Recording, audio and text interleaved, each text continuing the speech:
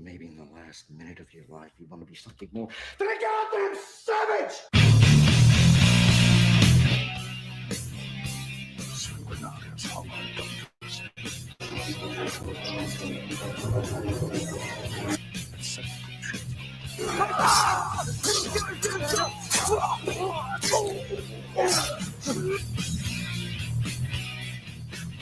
Pronunziare mendaccio.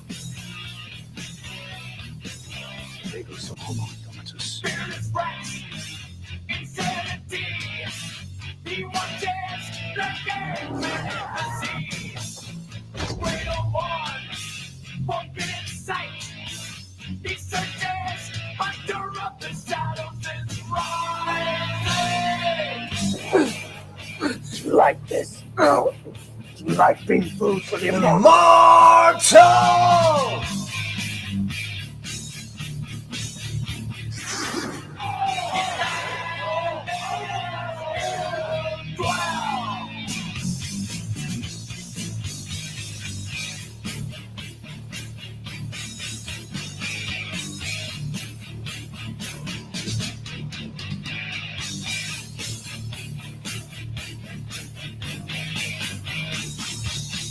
What is happening, savages? You are listening to the voice of Immortal Coil, your future minister of whiskey mysticism. Revolution is my name. It is Wednesday, the 8th of December. Fuck that van. 2021, 6:52 p.m. West Coast time, Seattle. And it is time, my friends, to get savage. What the fuck is going on, my good people? It is time. I would like to ask you to lift high whatever it is you are imbibing and join me in the savage salute. Here is to us what's like us, and not a goddamn thing.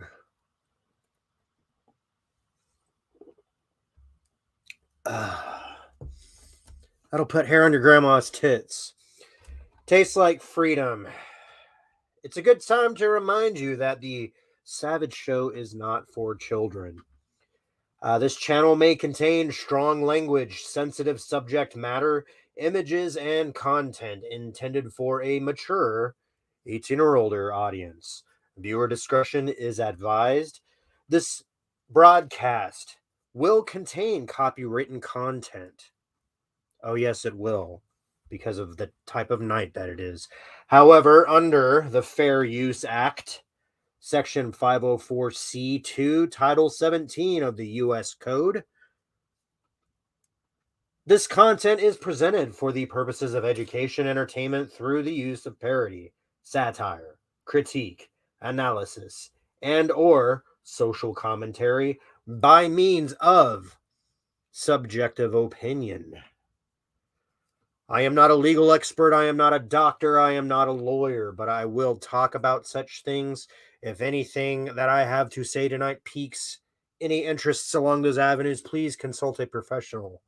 For I am just a humble immortal from a savage land, come to call my brethren and my sistren, and whoever else is not meek, who does not back away, whose tail is high in the air.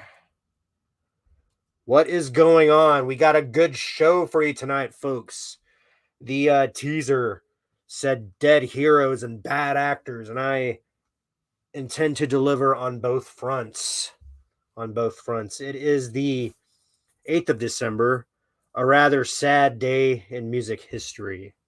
Why is that, you ask? Well, not one, but two titans were taken from us early on this particular day, years apart, but the pain is still real. First one I'd like to talk to you about, of course, is Mr. John Lennon.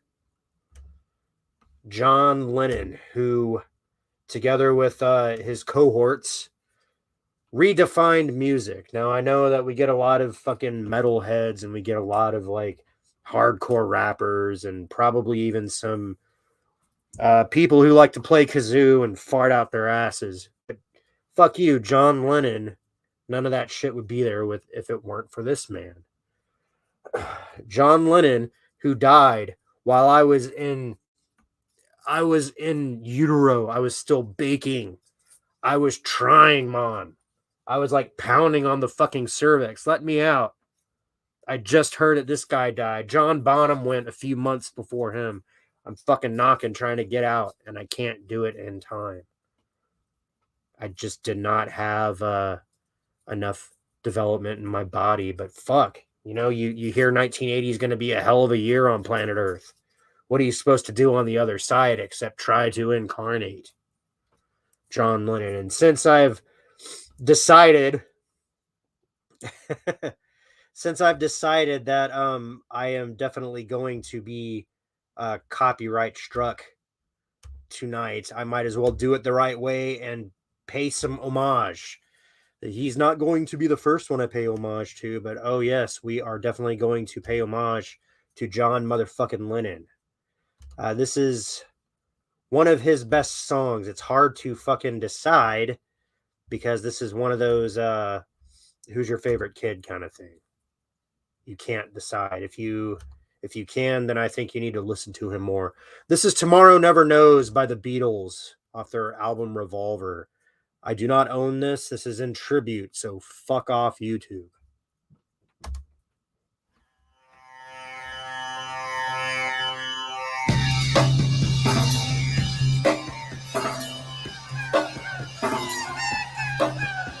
Turn off your mind, relax and float downstream.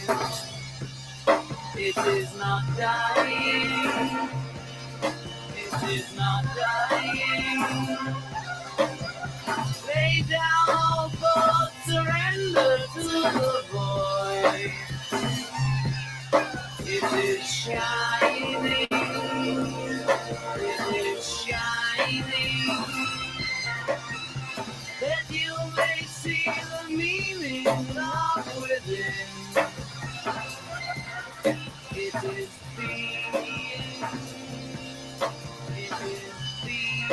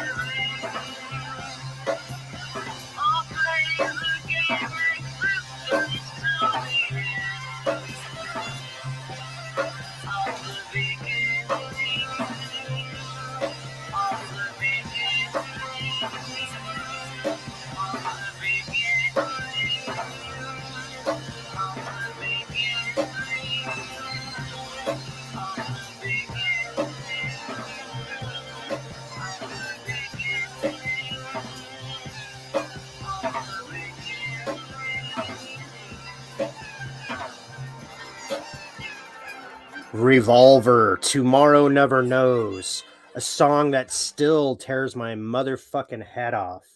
I can't imagine what it must have done to people back when it came out, way back in the 60s. I believe this was 1965, with hints of what was to come, but how could anybody be prepared?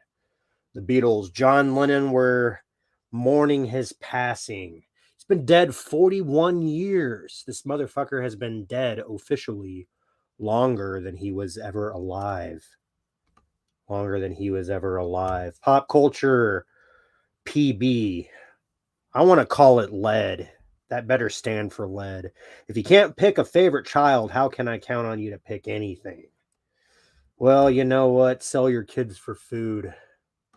Because nature is a whore, right? Also joining us, we got the mighty Taylor M. And the thunder from down under, Random Brad, hiding from authorities creator. Not really, but we do have a funny saying around here, other than spin is real, truth is savage. We in this little kingdom like to say that we have the best chat in the fandom menace. And while I will say that, I will also say we have the most savage chat. You know why? Because I can count on everyone listening to this to present themselves exactly as they motherfucking are. No apologies. I like to sprinkle the link to this in several of the chats that I get in, and these chats can be savage. They can be not for the tame of heart, because not all the shit is PC. But honestly, if you need a little bit of sugar with your medicine, then I'd say throw out the sugar and drink some whiskey. Something like that. Something like that. John Lennon, taken from us by the evil Mark David Chapman in New York City, 1980. I just I listened to rather a really good interview with Sean Lennon, John Lennon's son with Yoko Ono, and Paul McCartney, where they were discussing John's contribution to the Beatles and to the world at large. And I started thinking about it because they were talking guitar shit, right? They were talking poly chords, like jazz chords, which I'm sure back when the Beatles were starting, they were just figuring out shit that sounded good and didn't bother what the fuck it was called. But Paul, having written songs for fucking 60 years, I'm sure he's learned the names of most of the chords that he's played. And they start talking about that stuff, and then Paul goes, from playing guitar, and he's referring to Sean Lennon. I'm like, what the fuck does Sean Lennon know? And son of a bitch, I found a cool band. It's called the Claypool Lennon Delirium. That's right. That's Les Claypool from Primus, and that is Sean Lennon, son of John, and he sounds like a Klingon, but he's not. And then somebody on keyboard and somebody on bass, and it would make his father proud. I actually sat there. I was giving it like a cursory, 10 seconds or whatever. And I ended up listening to like 6 or 7 songs and telling people that I respect to listen to this fucking shit. It was good. It was good. John Lennon, lost him 1980. Also sadly lost to us is this man. This man right here. Dimebag Darrell. That's right. Regular viewers of my channel, which I believe all of you are, and if you are not, might I suggest you like, share, subscribe, and drop me a comment, all that good stuff, will recognize the band Pantera, as I use it as my intro and outro most of the time. Early on, I used Metallica, then I switched to Pantera because, like I say, Revolution is my name. Motherfucking legend. Motherfucking legend. We got Taylor in drinking the whiskey. Random Brad is taking on the moonshine. And yes, legends them all, aren't they? Dimebag Darrell redefining heavy metal guitar in the 90s. And I was just talking with a T-shirted historian the other night. He is a frequenter of the Cotton Connection, the Tuck and Roll show, and we were doing trivia night. And he was talking about having on some like no shit, like heavy metal guitar players from bands that you have to have a degree in Norwegian linguistics in order to pronounce. And it's funny, I talk to kids and they act like Pantera isn't heavy, but fuck you. Pantera is heavy. I am going to prove it to you. We're going to listen to some Pantera in homage of Mr. Dimebag Darrell, who was lost to us. I believe it was 17 years ago. 17, 2007, somewhere right in there. So we will be listening to Pantera, Revolution is My Name. This is going to be the Terry Date mix. Terry Date was their producer for years and years. They went on to produce themselves, but then Terry Date, after the passing of the brothers, got a hold of the master tapes, and this is what he gave us.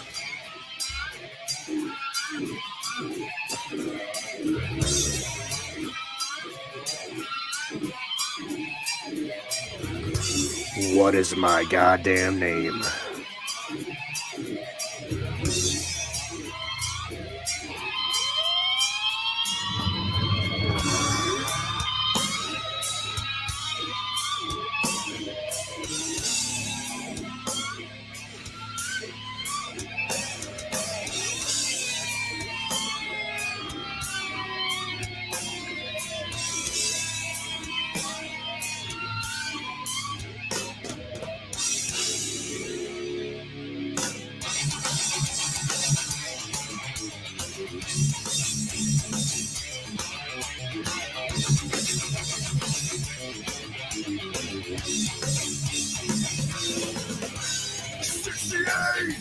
Into the world war, the 70s, a breath after the war. Life was confusing because of my age. Should my eyes open for tomorrow's games? I can't help the way I am.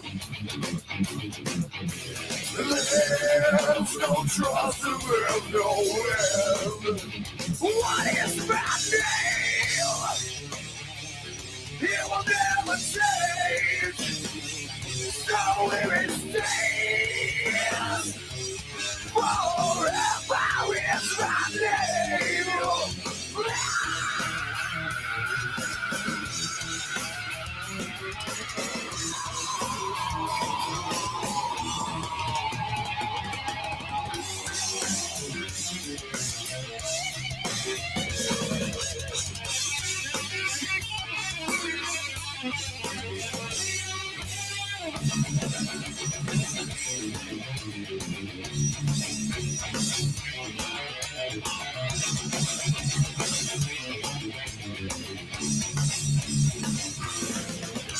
From now on, can't look the other way.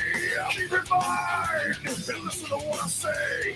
Take on the wing all the ones who are lost. Build up around them and it's fucking walls.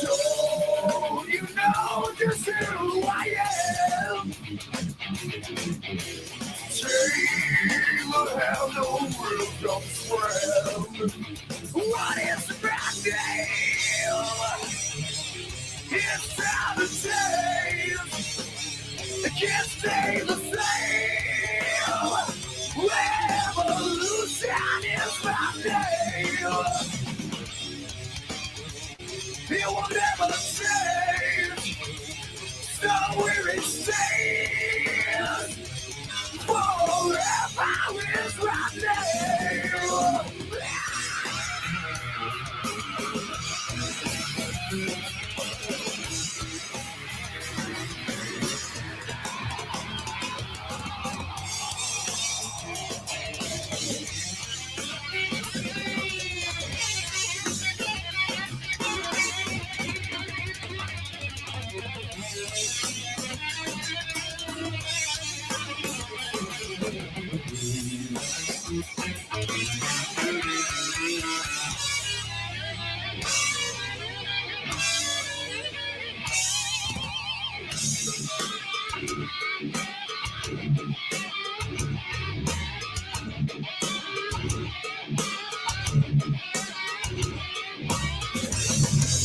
What is my name? What is my name? What is my name?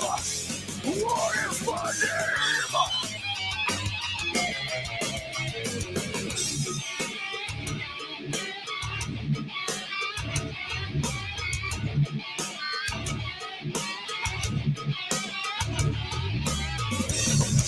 What is my name? What is my name? What is my name? What is my name?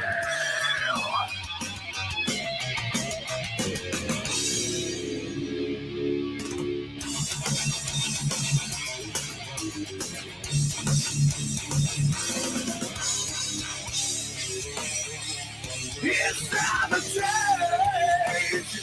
You can't stay the same. Revolution is my name. It will never change.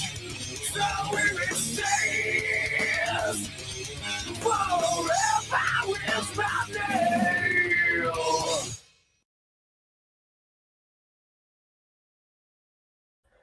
Fucking A. Forever is my name. Yes, Revolution. Dimebag Darrell lost to us in 2004. 2004. I remember I was going out to the bars just to do the normal Savage thing. And then I get word that Dimebag had been assassinated, shot in the face by a so-called fan. Piece of shit who was in turn killed that night as well. Revenge, swift retribution, and not swift enough. So of course we do what we do, and we call upon our friends to get to properly send off a true warrior to Valhalla. We got Random Brad Creator piping in. Who's Phil got now? The Illegals. I bought Walk Through Exits only on vinyl. Fucking hell. What a headbanging face melter that is. Strong. Would have been fucking outstanding with Dimebag, though. I know. And I am tempted to just be pissed off at Phil, but I can't. I believe enough time has passed and he showed enough remorse. And I'll tell you what, addiction is a hell of a motherfucker. And guys who would rather stick a needle in their arm than go on tour with the best fucking band, the best heavy metal band of the 90s, you know, have to get their priorities straight. And I get that dude had other forms of musical expression that he wanted to get into, but man, Pantera, that absence is still felt, and their influence, you know, I'll fucking I'll cast a long ass shadow. That's what the man fucking says. Ain't it? So hail Pantera, hail the chat. Thank you for joining me this fine Savage evening. Now that we've gotten properly copywritten struck, I guess we don't have to worry about formalities. We can get into the news cycle, as it were. The news cycle. Starting with this oldie but goodie. I know that you guys follow the Menace just as I do. This is how we all got the start. And this is an old story that was being covered by the Menace, but this motherfucker's head is popping up again. Not this lady. She's kind of cute. She's trying to Kaiser Permanent. She's trying to sell us health insurance. No, I'm talking about Jussie Smollett. Jussie Smollett's testimony was unparalleled disaster, as we knew it would be. Jury will see through ruse and convict him. In no uncertain terms, pronounced by Julius Young, Fox News. Closing statements in former Empire actors' trial are set to begin today, Wednesday. I am kind of scared to show this edutainment thing. What do you think? Should we brave it? Should we see if this works? Oh, God, help me. You think you could be that guy? Yeah, I do. I ain't going to sit there and fucking fuck with a Wheaties commercial. That's bullshit. Oh, look at them. Look at them. They actually, they cannot be defeated. That is bullshit. That is bullshit. We can mute them, though. Technical support. Where are you?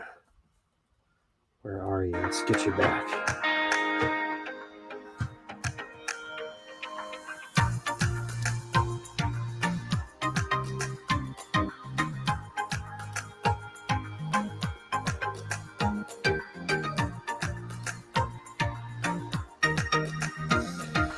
All right, this is a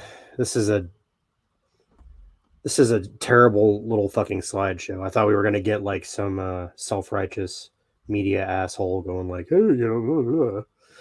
So I guess I'll have to be the asshole. If there is not an asshole to step up, make sure that you set up. Jussie Smollett made the conscientious decision to testify in his own defense against allegations from prosecutors in Chicago that the actor staged a vile hate crime against himself. You guys remembering this motherfucker? Jussie Smollett? Smollett? I don't even fucking know how to pronounce this guy's name because it's making my ass itch. It's making the bile come up. Jussie Smollett staged a hate crime against himself with the assistance of his associates, brothers Abimbola and Olabingo Asundario. Fuck, I can't say that. I think you have to be from Wakanda to pronounce that. Who allege he paid them to carry out the fake hate crime attack against him in 2019. While the former Empire performer gave a worldwide testimony over the course of 2 days that saw Smollett vehemently state in no uncertain terms that the allegations are, quote, 100% false, despite what the Usandario brothers previously testified. Some legal experts believe Smollett did himself no favors and likely hurt his defense by taking the stand. You think so? Quote, Smollett testifying in his own defense is one of two things, or maybe both. A narcissistic criminal defendant who is doubling down on his charged lies to law enforcement, or defense attorneys who know that they are way behind and are throwing a low probability Hail Mary to try to get their client off. Well, getting himself off is all he's going to be able to do for years to come. If my premonitions in the Force, if everything goes as we have foreseen. Former U.S. Attorney Niema Rahmani, who is not involved with Smollett's case, told Fox News Digital. So she is a talking head. Rahmani, who is happy to be quoted in a Fox News article, added, either way, Smollett's story was a bizarre attempt at forcing a square peg into a round hole, which might hurt her at times, by offering every possible explanation for the state's digital evidence, except the most obvious one, that he is guilty. In the unlikely event he is acquitted, Smollett's decision was a genius move, but it is far more likely that the jury sees through his ruse and Smollett is convicted. If so, the judge may sentence him to prison time for obstructing justice and perjuring himself on the witness stand. James White, a high-powered attorney in Michigan who is also not involved in the Smollett case. Geez, they are going for the legal experts. Where's Nick Rekieta? Why aren't you guys talking to Nick Rekieta? Echoed Rahmani's comments that the actor's testimony was nothing more than an unparalleled disaster. White, an interesting name in this case, noted that he believes Smollett not only, quote, hurt his case, but also, quote, went beyond and made the persecutor's case in the processes. Here we got a photo captioned, brothers Olabinjo Asandario Wright and Ambibola Asandario testified against Jussie Smollett in the court that the former Empire actor paid them to carry out fake hate crime attack against him. Okay. Now there's all these like bullshit legal experts and pull quotes for the rest of the time, but these two gentlemen took money and beat the crap out of Jussie Smollett under the guise of a hate crime. Okay. And this was following the Me Too movement, right when all this racism against white people started ticking up. Need a drink after that. Jussie Smollett, excuse me, had some bullshit in my throat. Jussie Smollett was going to frame white people for a hate crime that he paid these two darker than midnight fellows to perpetrate against him. And he was caught. And he is now being put on trial for this. This is not cool. I don't care what fucking color you are. It is not cool to create fake hate crimes. Now, unfortunately, this also was not a trend solely limited to race crimes. This kind of thing was happening on campuses too, where young women were alleging that they were being raped, or Jews were alleging anti-Semitism. But it was really the people crying wolf who are out there spray painting their own buildings, busting their own exes because they are unscrupulous pieces of human garbage. No honor. They will not die. They will not go to Sto-Vo-Kor with the honored dead. No. They will go to Feklar. You guys remember that motherfucker? My Star Trek nerds. And what the fuck is all this? What the fuck is the state of 2021 when shit like this is the norm? Now, how did we get to this place in the first place? It's because we are giving victims way too much power. We are giving identity politics way too much power and way too much attention. Now, I don't think anybody listening to this does that, but I'm saying we as a society, the collective we. The we that runs warmly down your leg unwittingly at night after a night of fine drinks. A bad actor paying two black guys to beat him up in order to blame white people. Okay. What is more racist than that? That is pure racism.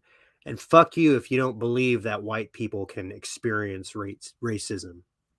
Racism, by its definition, is hate or exclusionary activities solely based on somebody's race or national origin. It's plain and fucking simple. But there are elements who will have you believe that you cannot visit upon a white person racism. That this is somehow some sort of retribution for shit that happened hundreds of years ago. You can't do that. You don't get to hide behind a race card anymore. The only way we're going to heal as a people is if we start to come together and talk to one another as humans. Not as a this, and not as a that, and not as a they, and not as a them, and not as a color, but a fucking beating heart and eyes to beating heart and eyes. We have to be willing to say, the past was fucked up. Let's not do that anymore. Remember that show Star Trek from the 1960s? Let's try that. Maybe let's try that. That fucking shit makes me sick. Gotta get that shit off the screen. Taylor M saying Chicago lit itself up on fire as we knew they would. I wouldn't be surprised if George Soros dropped off some pallets of bricks. Motherfucker has more stooges at his hands than the entire audience of Simon Cowell's America's Got Talent, American Idol, whatever. It's fucking terrible. It's fucking terrible. So I don't know. Do I want to do another fucked up article? Yeah, I'll probably get the fucked up shit out of the way just because I want to end it on a good note tonight. You know.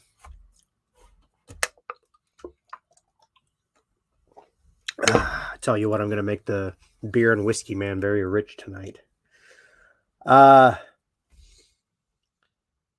In the Comicsgate file, coming back from Comicsgate, okay, I saw Dictor Van Doomcock, the future ruler of Earth. He just did a video on this, and of course, the article was a source. It wasn't a Disney source this time. But those who listen to the Comicsgate podcasts are not going to be surprised by this little bit of news. Superman just got way more gruesome than a Zack Snyder movie. Action Comics, and this is published 4 days ago by Amir Sawan. Action Comics number 1037. DC's Man of Steel, Superman, gets uncharacteristically gruesome in a way that outshines the Zack Snyder films. Now, there's Zack Snyder himself, who made a decent movie, but he did not make many friends in the fandom menace. You know, and Zack Snyder, most likely a painful geek when he was younger.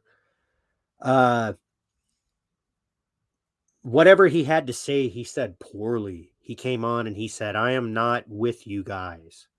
Something to those effects. And awkwardly, right at the start of a stream where he had to sit there and talk about how great his movie was. My buddy Lethal Lightning was there. It was awkward. It was awkward. Zack fucking Snyder. It says, warning, the following article contains spoilers from Action Comics 1037, on sale now from DC Comics. I don't think you guys are going to be surprised by what is said, and I don't think you guys will mind being spoiled, because what is about to transpire is something that Gabriel El Taib recently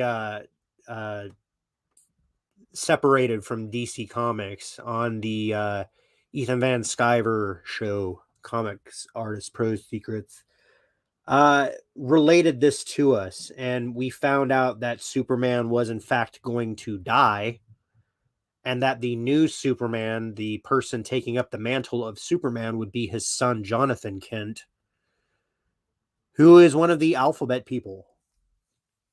Why is that? Stay tuned and find out. Superman's mission to liberate Warworld. Warworld. That sounds like a bad Disney theme park.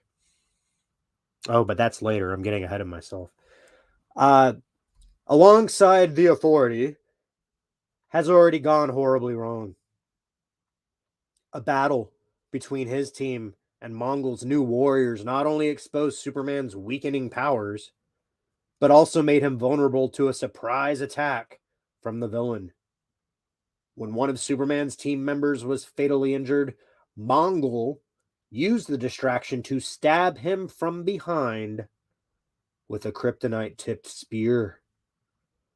The move seemingly killed the Man of Steel, although this is in all likelihood not permanent. What is pressing here is that his near death by the spear also occurred in Batman vs. Superman and in DC Universe Online, suggesting the spear as a recurring and effective weapon, to wield against the Man of Steel.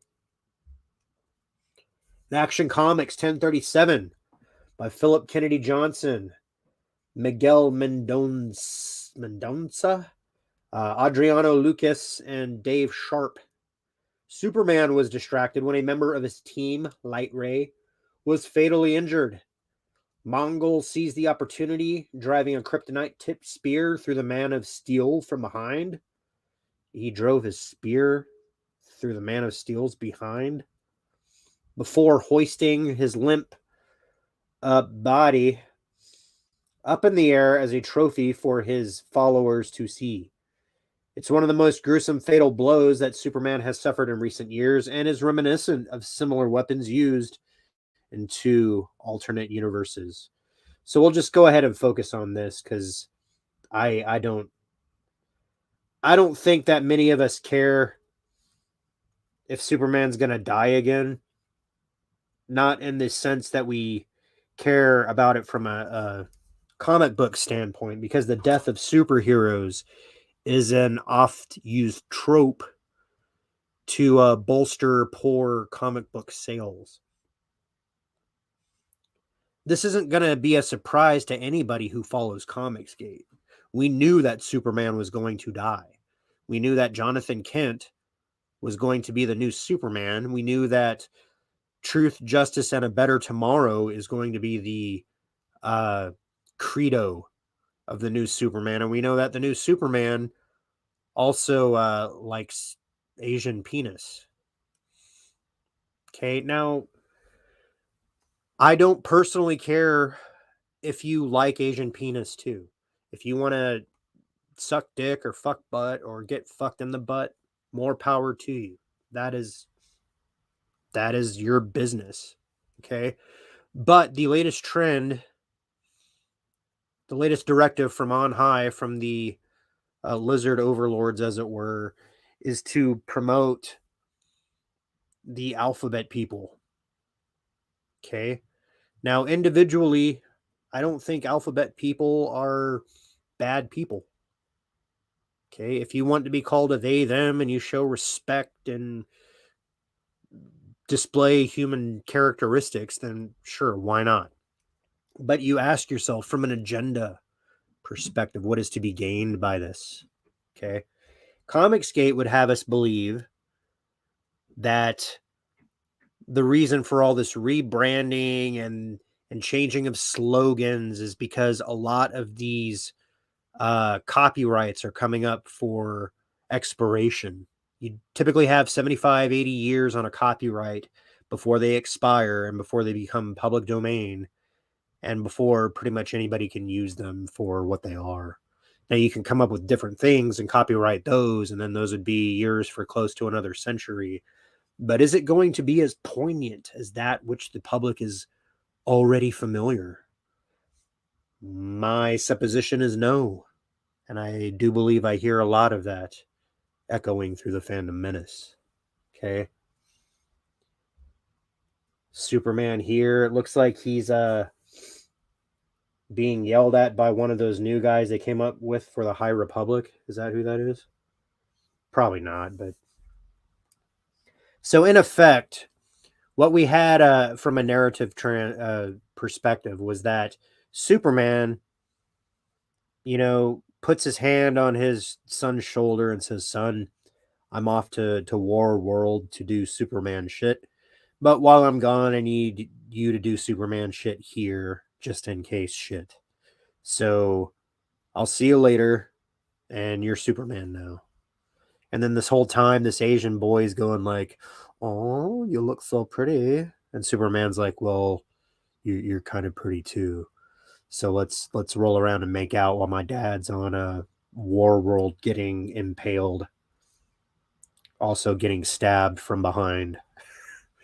Two Kents both taking it from behind. It's terrible. It is terrible. Taylor M saying, the new creators of DC and Marvel are talentless hacks. Yes. Yes. Talentless hacks. You can't make that shit up. You can try and you can fail. And the problem here is that it's agenda before story. The story is written to suit the narrative, and the narrative is not good. And then when we try to tell them that they're not good, they call us bigots. And then when we don't buy them, they say, "You're bigots, don't fucking buy our shit. We don't want your money."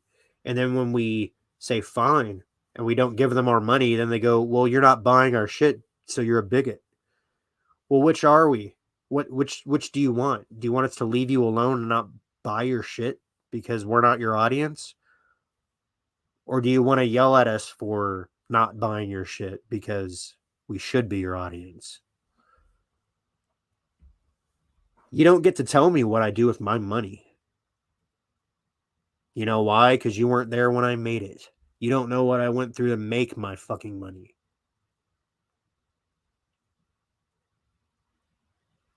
Most of us have hazardous jobs that are not cushy fucking keyboard clickety-clack job. Some of us have to get on ladders and stick our necks out and bleed everywhere to build the fucking places that you kick back and live at.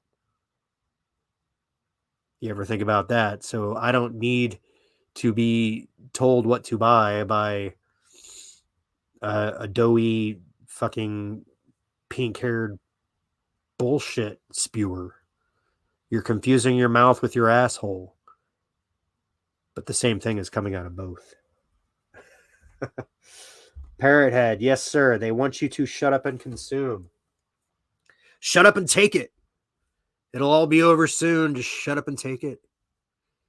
Who knows? You might even like it. No, we don't like it. And it's like, look, this Superman is well drawn. The colors could be better, I suppose, but they fired their colorist, or he quit, or whatever. But you're gonna put this in our face and tell us that we're gonna take it and like it. Random Brad, bloody hard through though with the records. Those fucking hipsters have driven the prices through the roof. Okay, they're talking about records and vinyl. Yeah, vinyl is the only way to really enjoy things. Is that Baby Yoda? Get the fuck off my screen. I can't even show a decent thumbnail because these pop-up bastards. Yeah. Good stuff. Okay. Well, I feel like laughing. I don't know if you guys feel like laughing. You guys feel like a good laugh? You feel like a good laugh? I do feel like a good laugh. I've been kind of following the story. Like, I saw it when it first came out and I thought that it was really fucking stupid. But then the dimension that it took to get as stupid as it eventually would is something that I haven't seen for quite a while, and it was just like sheer buffoonery. The original video actually got deleted, so I'm gonna have to show you someone else's video. And since I'm copywritten struck anyway, because YouTube doesn't understand social commentary,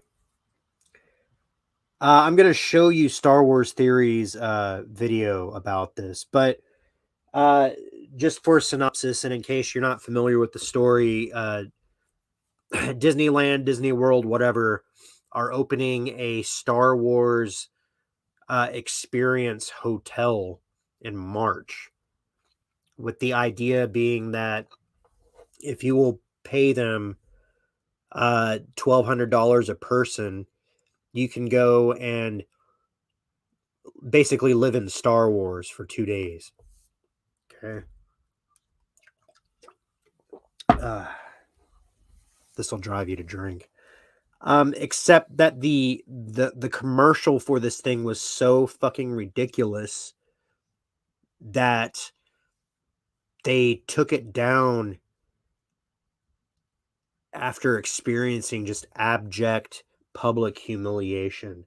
And when you see this, if you haven't seen it, pay the fuck attention, because you can't see it anymore. If you go to Disney or you go to Twitter, the official videos are gone.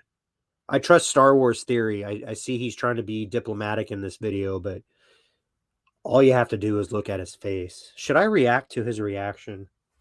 I mean, why not? Why not? Just fire this fucker up.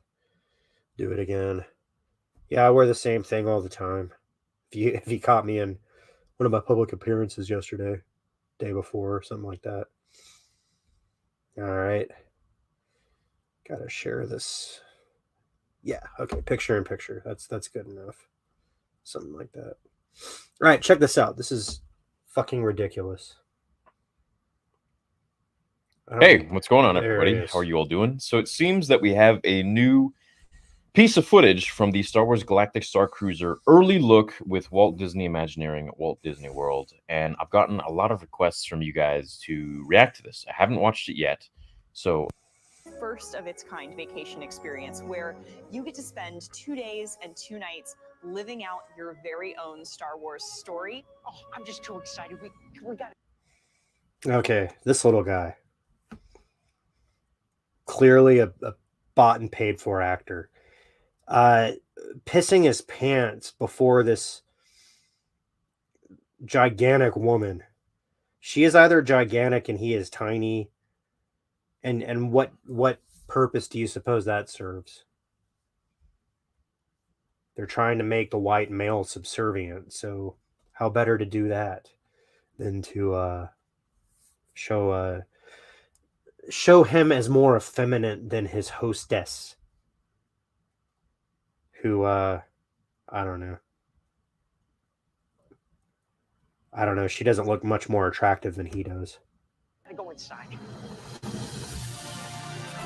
Yeah, right there. Did you see that? They're like walking side by side. Just have to back that up a little bit. Okay. Look how much tinier he is than she is. Okay. I think that they should head in directly and she should go eat a sandwich right now. Okay. That has got to be the cruiser. Okay.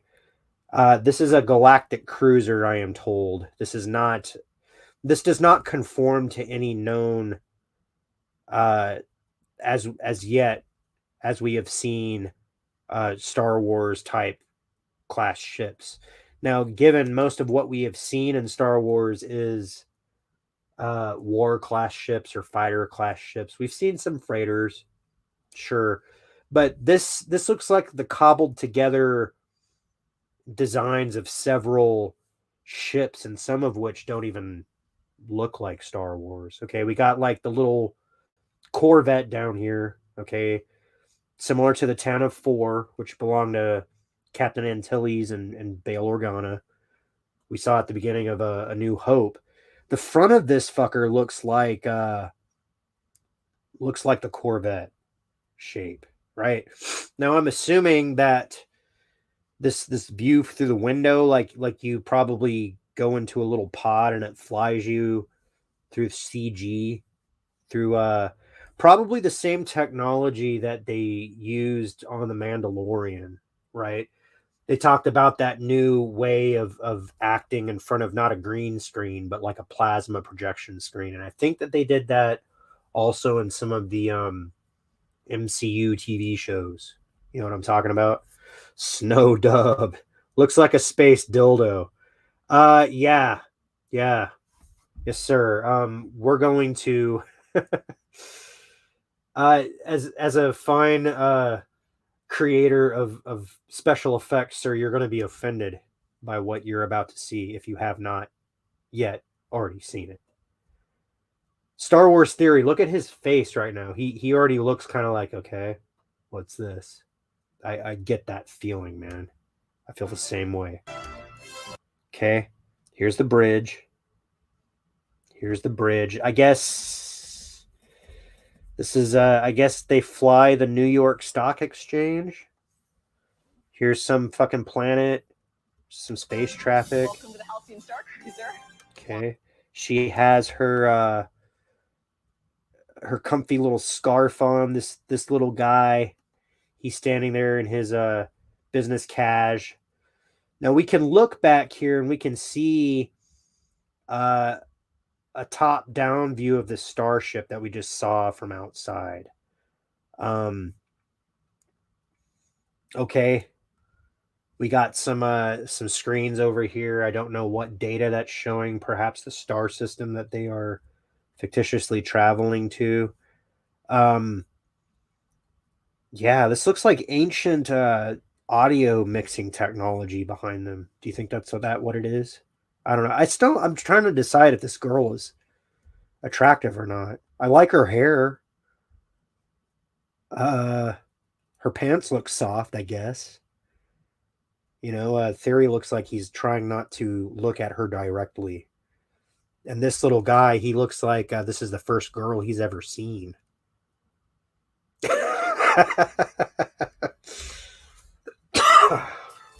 is unreal. Okay. What?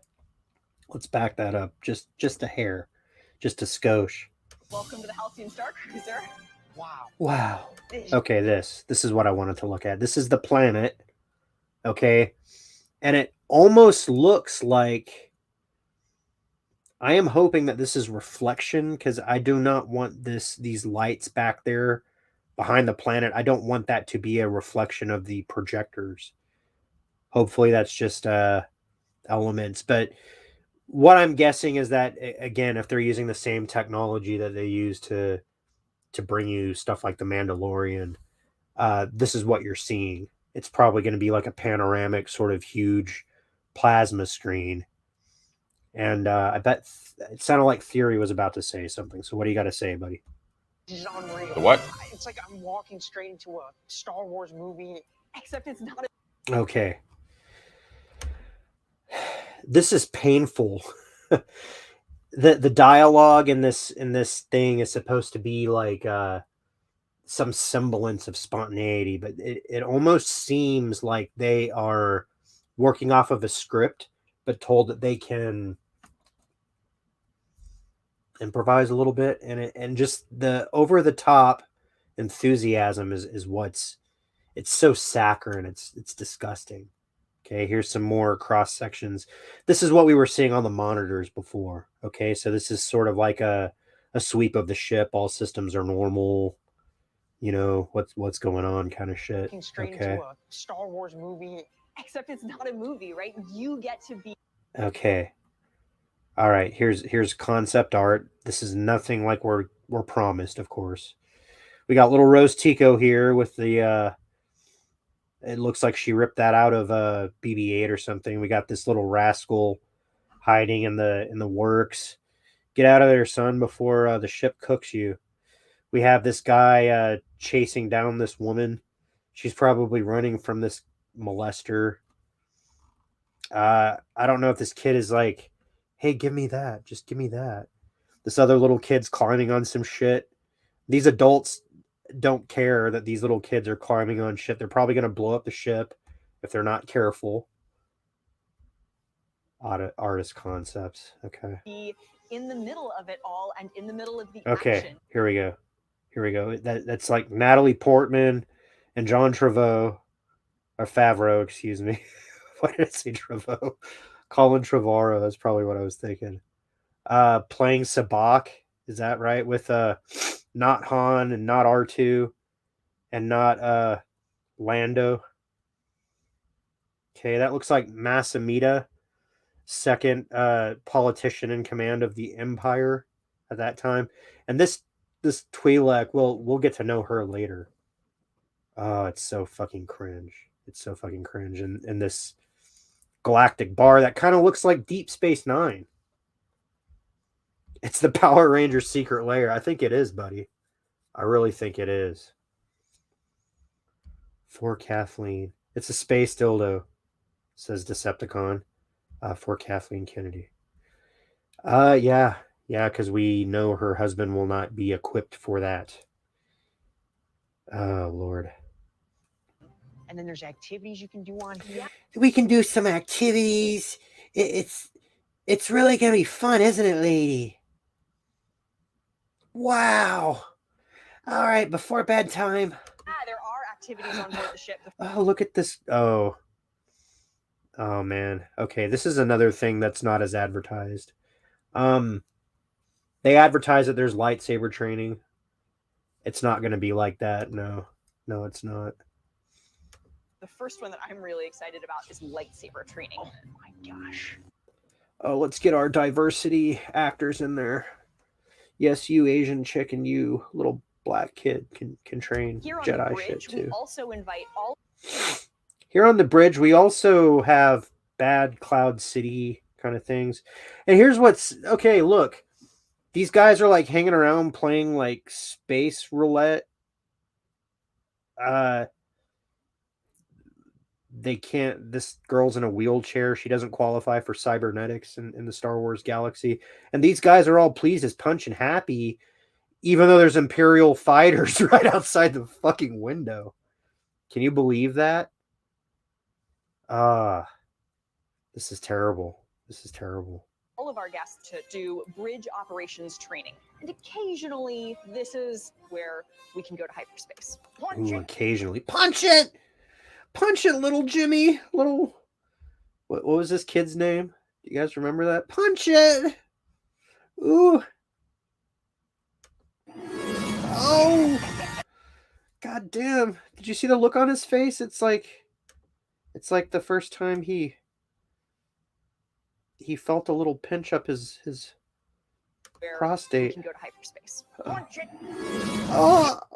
Did you see that? I can't pause it correctly. So we've Okay, Theory's still unimpressed. I haven't seen his face move from this. I'd have a hard time with keeping a straight face, but that's probably why I don't have 3 million subs, because I'm just too much of an asshole. really focused on making sure we have some of the best Okay. entertainment in the galaxy. Now I've seen this video a few times, so I know what they're going for. This is a very common Disney trope, and now that I look at this girl, I don't think she's hot. I don't. There's something. Well, so she's aristocratic. Maybe there's something about that. Like she's the first girl you see in outer space, so you're like, you know, if I want to, not the Mile High Club, but like what's the outer space version? If I want to join that club, this is the first woman I've seen, so I got to kind of impress her. But this kid, like you can see him kind of looking her up and down, but this is wholesome Disney, so he's not supposed to have a libido. So we've really And he's a white man. He just needs to keep his place. Do you see how she's like leading him down the hallway and she's like uninterested? She's like, little man, this way, follow me. That kind of shit. Theory's still unimpressed. Look at him. He's actually backing up. His body language. He's kind of like, he would be more comfortable if there was like 100 people and he was kind of blended into them so he could watch this shit. Oh my God, this is terrible. This is terrible. This is a fucking disaster. focused on making sure we have some of the best. All right, look at her ass real fast. Okay. One of which I'm so excited about is this pop star who is known throughout the galaxy for all. This is such a Disney thing. Let's go into the vagina, the space vagina. That's the only vagina you're gonna go through. And then what? He goes into the cantina. Actually, no, he's not going into the cantina. And there's, did you see her? There was the wheelchair girl. Ah, it's so fucked up. Okay. See if I can pause it on her. Okay. She's kind of like barely noticing this guy. She's like, oh, a white child. Did you see that? It's another white child. He's probably here to consume soda pop. It's a white child. Good point, Snowdub. When does Darth Vader pop out and hack this bitch into pieces? Okay. Now that's the point I was going to make. This woman is in a wheelchair in a galaxy where cybernetic replacement limbs are readily available. You can't go more than 2 feet without seeing somebody who's been cybernetically enhanced. Except I guess they can't cure spina bifida a long time ago, far, far away. Or, and this is probably more likely the case, this is a virtue signal. I know I'm fucked up. I choose to be in this chair because I'm stunning and brave. I am stunning and brave. Cunning stunts for stunning cunts, I would say. What's going on in here? All right, look at this fuzzy fellow. He kind of looks like the guy who fucked the pie, doesn't he? That American Pie guy. He got a job in a space bar. He kind of looks like the guy from the Love Boat. You remember the Love? You probably don't remember the Love Boat. He's the guy from the Love Boat serving up drinks. Here's another woman, an unimpressed woman with a cape. She's wearing her cloak of unimpressedness, of disinterest. Theory still, like, look at his face. He still can't quite figure out what he's looking at. What the fuck is all this blue shit, this purple and pink shit back there? Is that the roofies? Is that the drugs you have to consume to go through with this? This guy's like, here, drink your juice. He's like, can I have some alcohol? He's like, nice try. Here's some Kool-Aid. What's going on? I just What's through that going door. on? And I'm just so like, I don't know. And I'm so excited, like in the fake Disney way. Like, what is it? What's going on, pie fucker? What's going on? What do you have to say for yourself? No. Shh, look over there. He actually doesn't look like a pie fucker anymore. He looks like he came off of a raft from Cuba. And this guy's like, his fake surprised look is the worst. That's Jadzia Dax back there. God damn it, this video. Okay, this bitch. You guys remember this bitch, right? We're gonna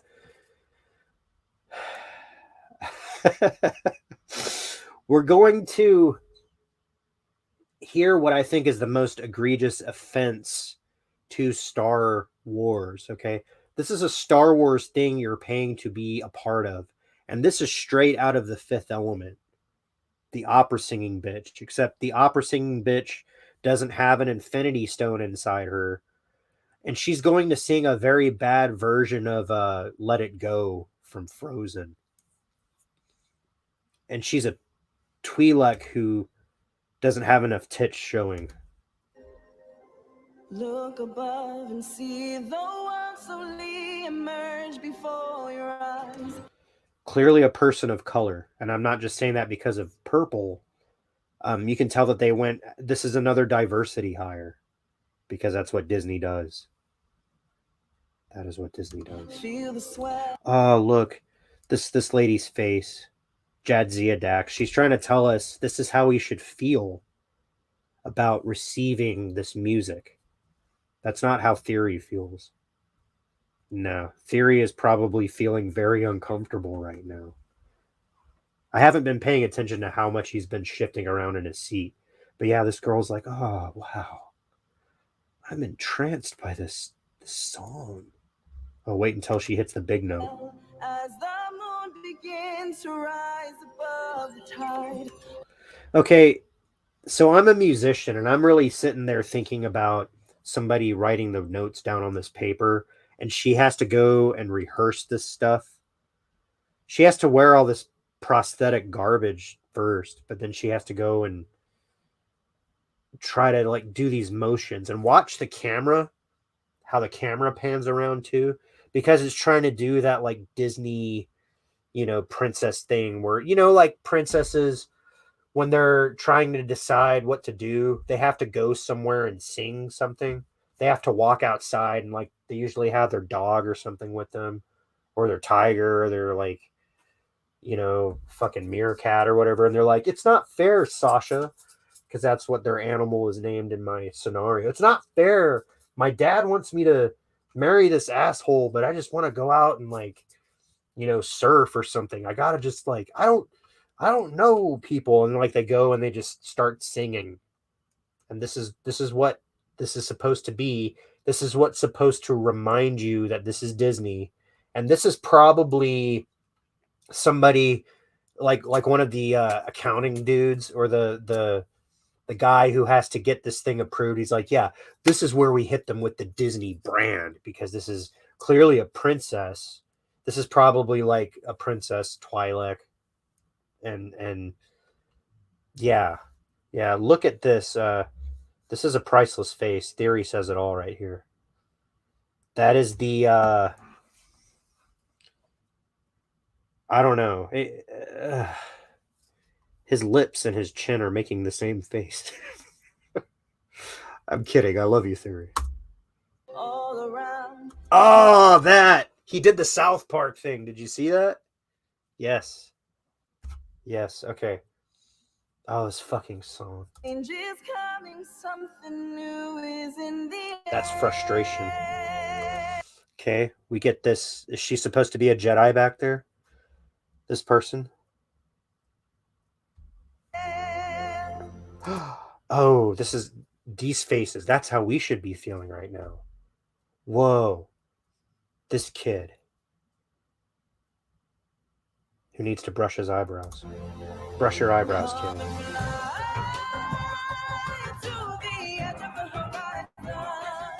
Did you hear that beat drop?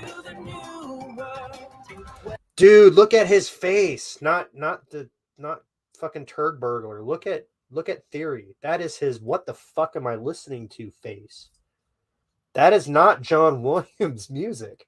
This isn't even like bad like who's that motherfucker that was singing in Jabba's palace? This guy, the fucking the fucking harmonica dude. Snowdub, you gotta remix this thing, buddy. The beat just dropped. Welcome to the new world. Is she nipping? Oh, look at these people. That is how entertained we should be. That is what they're queuing. She has a Christmas ornament for a purse there. Look at that. Even though this is a long time ago in a galaxy far away, like African queens, clearly. Theory doesn't even want to look at this anymore. Look at this. Oh my god. There you are. Oh my Oh gosh. my- I was in there, the lights were low, Oh. and the performer just came out of nowhere. You're just gonna be a virgin forever. She was incredible. Let's get you back to the launch pod. It's like he has to look all the way up at her. What is that? There has got to be at least 6 inches difference between now. I want to look up this guy's height in real life to see. look at the face Theory is making. Oh my god. Yeah. On your home planet. Sounds great. All right. Let's get you back to your home planet. You've had way too much excitement, clearly. There's the space dick. Pew, pew, pew, pew. Pew, pew. Launching March 2022. I will leave that up, and we don't really need to go and listen to Theories, all the reaction. You could go watch his shit. Make sure you comment and tell him Coil sent you. Random Brad says, I don't know what this is. No, Disney just doesn't understand. Snowdub says, well, he's a white male, so they had to make him a midget. Of course. It's like, all right, calm your tits, little white guy. It's you'll be all right. And that says it all right there.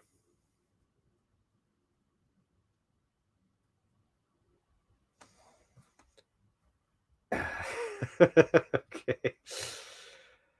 But the salient point here, the thing that everybody is going to remember is that once this got out to the internet and it was thoroughly roasted, Disney took this the fuck down.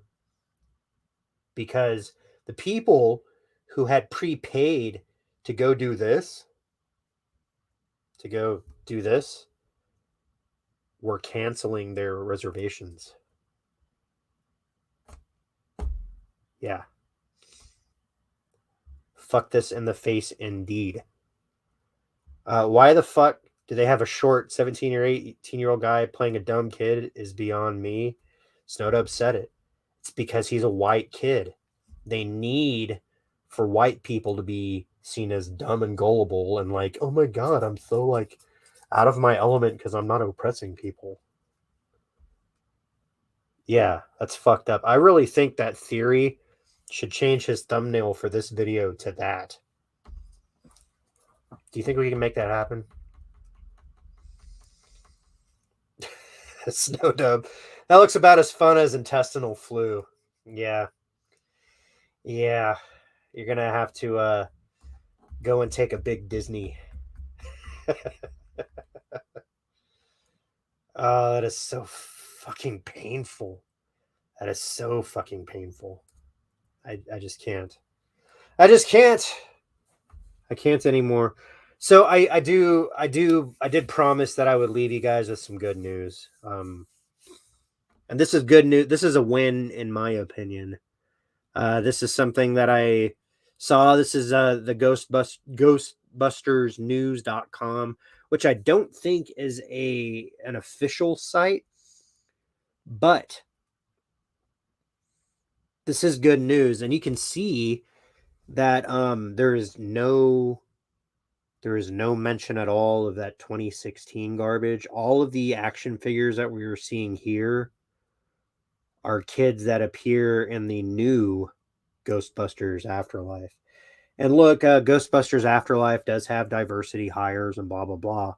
That's not a problem when you do it right. Cobra Kai has diversity hires. They even say so in Cobra Kai, but they do it right. That's not the whole point of the fucking show. That's just who happens to be there. Okay.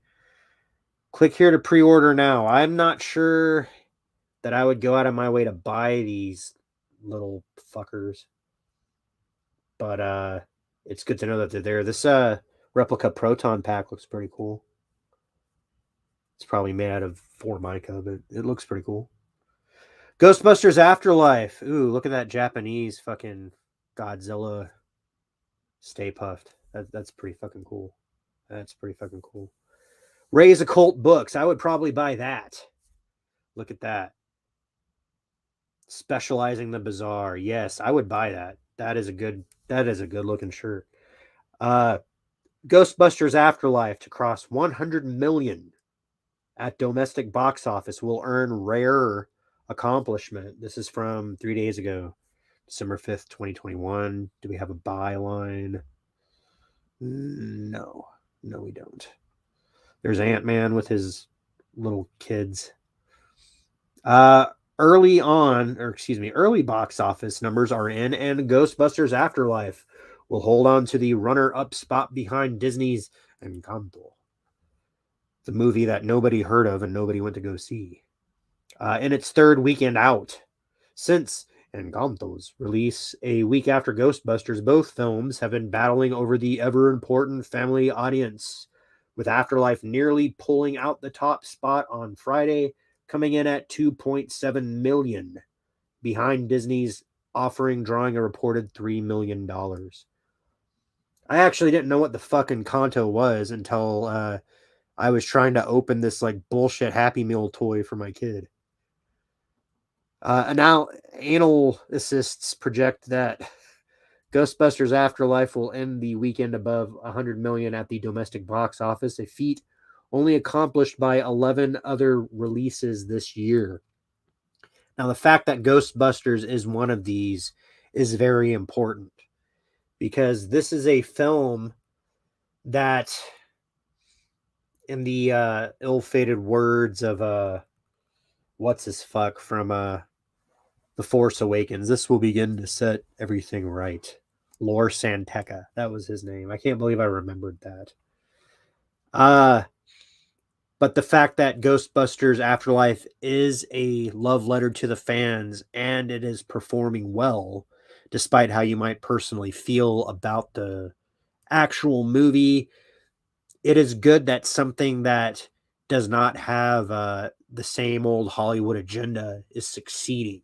And in the same way that it's good for Cobra Kai to succeed, despite not always being compelling television.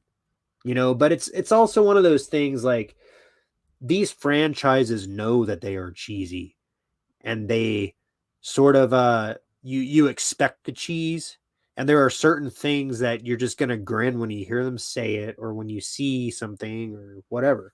I'm assuming everybody has seen this, so it's not going to hurt anybody's feelings to have some light spoilers. There the kids are looking down the pit. Like, what is that? What's down there? I don't know. Lucky, Trevor, Phoebe, and Podcast in Columbia Pictures Ghostbusters Afterlife. Ooh, look at that Lego fucking blaster. Look at that. As of Friday, Ghostbusters Afterlife has brought over $122 million worldwide on a reported $75 million budget. 135 million, and see, this is even old info. 135 million, and they've basically done everything that they needed to do as far as making all their money back. As previously reported, critics' response to the film seems to be split. This is another consumer conspiracy right here. As of the article, 63% at 254 reviews on Rotten Tomatoes, the most ill-trusted entertainment rag in existence, with some claiming the film relies on too many callbacks and Easter eggs to the original movie. The audience score tells a much different story, holding a strong 95% with over 5,000 reviews, making it clear that the general movie-going audience is loving Afterlife. Yes. The Afterlife is good, people. Be sure to check back for more informations and breakdowns and all that kind of shit. Oh, that's Jason Fitzsimmons. There's your byline right there. Writer, editor, and YouTube personality. Oh, that's cool. We're going to have to see if we can track him down on YouTube. Jason Fitzsimmons. That's some good shit. But yeah, this article made me feel nice, and it made me feel like this is what we've been talking about. Okay, now Ghostbusters, while it does have its own little niche in pop culture history, and it's not going to be A New Hope, it's not going to be The Matrix Part 1, but you know what? It does have its place, and it does have its time, and the fact that that place and time is being honored and no longer being used for ill-conceived political reasons is a victory for not only for the menace, but just for the downtrodden, for the people who voiced their criticisms and were told that their voices didn't matter. Well, yeah, the voices did matter, because you know what? You did it right this time, and you are actually going to be rewarded for that. Now, I don't know that I want to see another movie solely at the center of these guys. There was an after credit scene where it was shown that Winston Zedmore had Ernie Hudson's character, the black guy, had retained the Ghostbusters building, and that the containment unit and all that shit's still there, even though you might need to go and check on that kind of shit. It would be a good opportunity for Winston, who, despite having not very much screen time, they at least gave the brother something to do in a 80s movie where he played the part of the token black guy. Okay, they made him respectable. He wasn't sitting around going like, you know what, man, this is some bullshit, man, and then dying. He actually had some shit to do and some shit to say.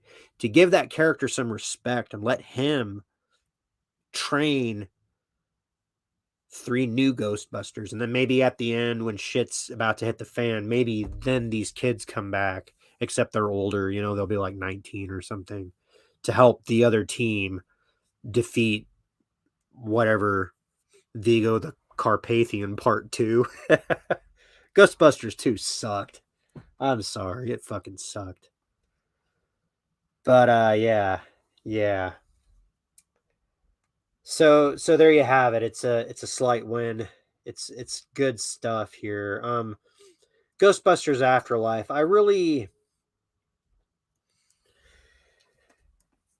Random Brad. Nope, not seen. Spoil away. Okay. I'll try to be diplomatic about this. The final battle of Ghostbusters Afterlife will give you the feels, because of that sense that there is something beyond life. And especially in the Fandom Menace this past week, it's been like life and death. You know, fucking Snow Dub, his pup just went. Tommy and fucking Stephen Walton, they took a big road trip out to JJ's funeral, Sith Lords. You know, and it's just a general time to realize that life is precious. What you do does matter. How you walk, how you carry yourself, what you do defines you, and what you say shows who you are. And I don't believe in judgment or anything like that. I just think it's more of that. It's like if you find an old movie of yourself from like 5 years ago and you listen to yourself for 2 seconds, and you're like, oh my fucking God, what the hell was I talking about? Now, do you want to have that kind of life, that kind of experience when you're knocking on heaven's door? Or do you want to be like, you know what? Fuck it. I did the best I could. I have no regrets. Well, here's to not having any regrets. Lift it high one last time, my friends.